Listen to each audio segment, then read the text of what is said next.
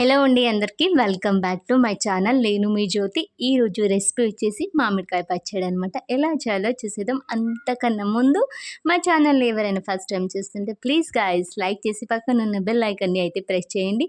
అప్పుడు నేను ఎప్పుడు వీడియోస్ పెట్టినా మీకు నోటిఫికేషన్ వస్తుంది. అప్పుడు వీడియో ఈజీగా చూసేయచ్చు. ఇప్పుడు ప్రాసెస్లోకి వెళ్ళిపోదామా? అయితే వీడియోలోకి వచ్చేసాను. ముందైతే ఒక మామిడికాయ తీసుకొని మంచిగా వాష్ చేసి దాన్ని కొబ్బరి తురుమోయేది ఉంటుంది కదా, దాంతో తురుముకొని పక్కన పెట్టేసుకోండి. ఇలా తురుముకొని పక్కన పెట్టేసుకోండి. అండ్ కట్ చేసి కూడా చేసుకోవచ్చు.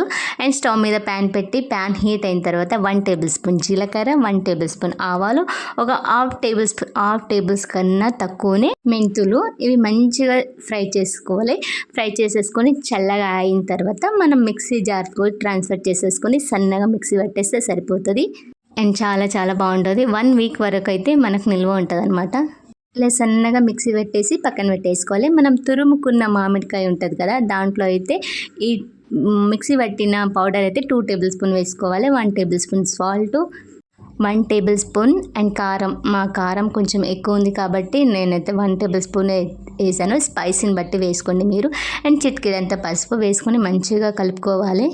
ఇది ఈ ఇయర్ది కారం కాబట్టి చాలా స్పైసీ ఉంది కాబట్టి నేను 1 టేబుల్ స్పూన్ వేస్తున్నాను. మంచిగా కలుపుకొని పక్కన పెట్టేసుకోవాలి. ఇక్కడ తాలింపుకు అయితే ప్రిపరేషన్. ఇక్కడైతే నేను 1 వెల్లుల్లి ఒలుచుకొని పెట్టాను. స్టవ్ మీద ప్యాన్ పెట్టి ప్యాన్లో 2 టేబుల్ స్పూన్ ఆయిల్ వేసుకుని ఆయిల్ హీట్ అయిన తర్వాత జీలకర్ర, ఆవాలు అండ్ వెల్లుల్లి నేను అలాగే వేస్తున్నా, ఏం దంచట్లేదు. మధ్య మధ్యలో తినేటప్పుడు తాకుంటే చాలా బాగుంటుంది.